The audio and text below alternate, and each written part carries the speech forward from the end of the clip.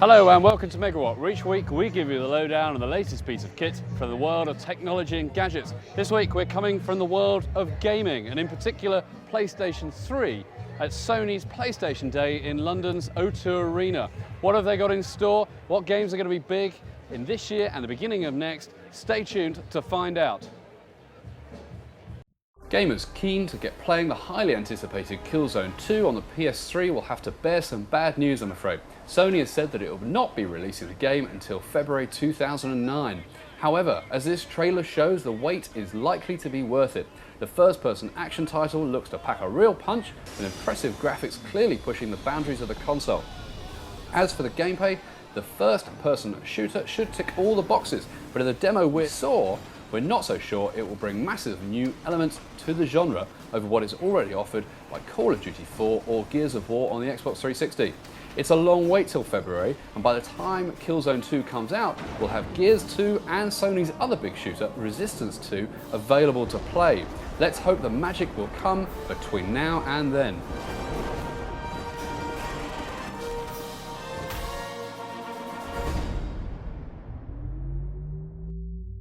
Trying to create a social community element to the PlayStation 3, Sony have launched something called Home, which is due out in November. Now we've come down to the Sony PlayStation Day at the O2 Arena in London to talk to John Venables, the lead artist on the project, to talk specifically about how you can launch games and do quite a few other things in the console, in the home itself.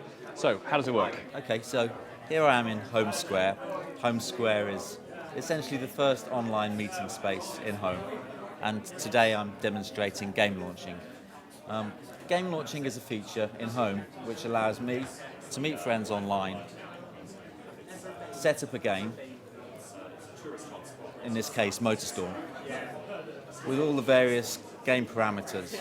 I'm going to choose a one-lap race on the Rockhopper map, and I'm going to create that session.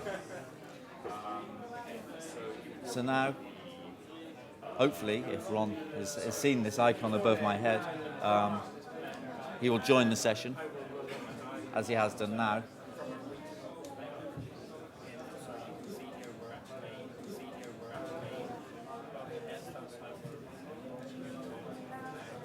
And I'm now launching into MotorStorm. So will this work with any game? We will have a roster of game launching partners. And that's going to be growing over time. Okay. And there you have it, just one of the many features of Home, which should be an open beta from around about November time.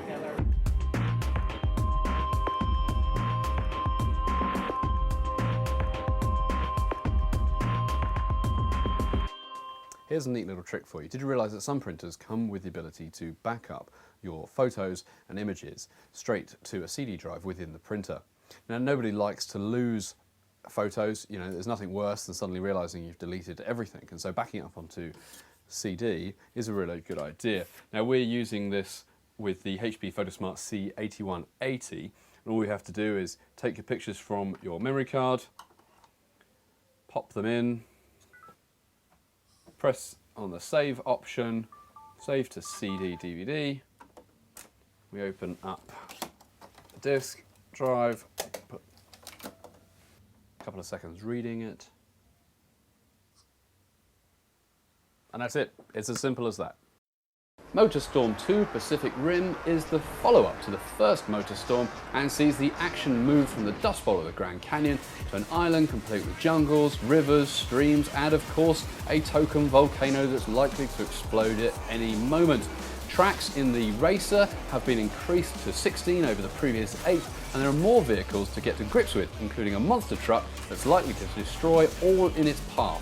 If that wasn't enough, the game's developers who describe the game as brutal have also made sure every bit of the landscape is interactive.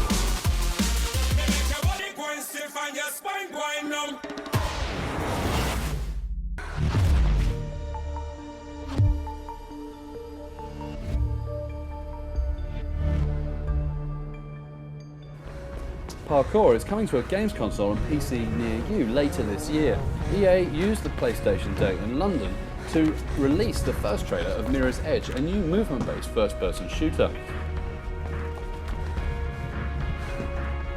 The trailer, which features actual game footage, sees the main character, Faith, running across a skyscraper backdrop, leaping from building to building.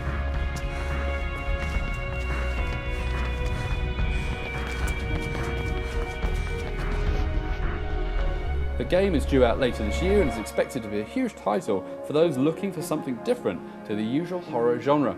Judging by the trailer, it looks like they might have succeeded. Mirror's Edge will be available on the PS3, Xbox 360 and PC.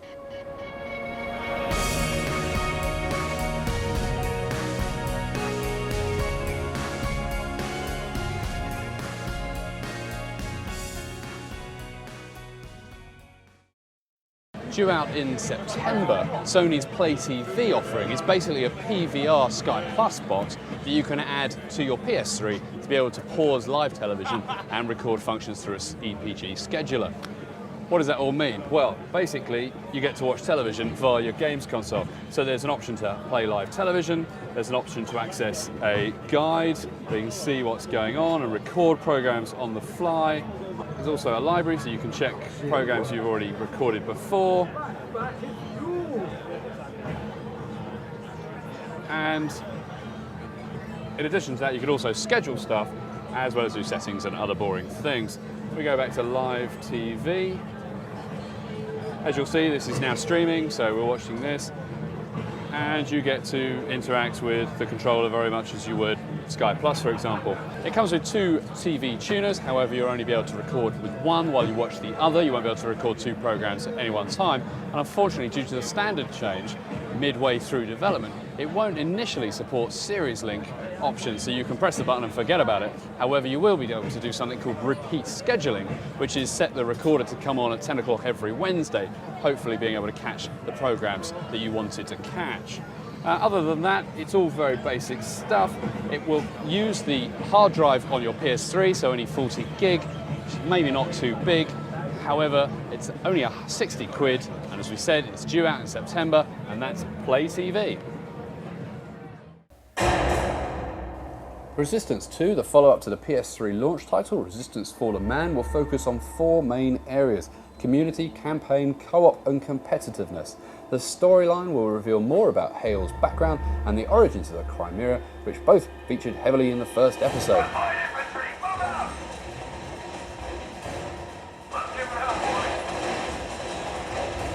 They'll also feature the opportunity for 8-player co-op with its own separate storyline, characters and rewards to keep gamers happy. If that wasn't enough, the multiplayer mode has been redesigned too, with support for a whopping 60 players at any one time, and it's all about battles within battles, we've been told. So each 60-person fight will involve 5 smaller fights between squads, with each squad being given dynamic objectives as they go. Resistance 2 hits the shops in November, just in time for Christmas. So there you have it, the next year's worth of PS3 stuff, all in one juicy episode to get excited about. Of course, what does this mean? Well, it probably means that you should hold off buying a PS3 until Christmas, when actually all these games, well, some of them at least, will come to fruition. It's a good console, there looks like some good stuff coming, but at this moment in time, it's just a waiting game. And that's it for this week. Hope you've enjoyed the show. Why don't you tune in next time for more news, reviews, tips, tricks, and much more. And if you're looking at this on a podcast, why don't you come back to Megawhat.tv where you can get all of the above, plus an exciting environment to look at it. My name's Stuart Miles. This is Megawatt TV. Thanks for watching.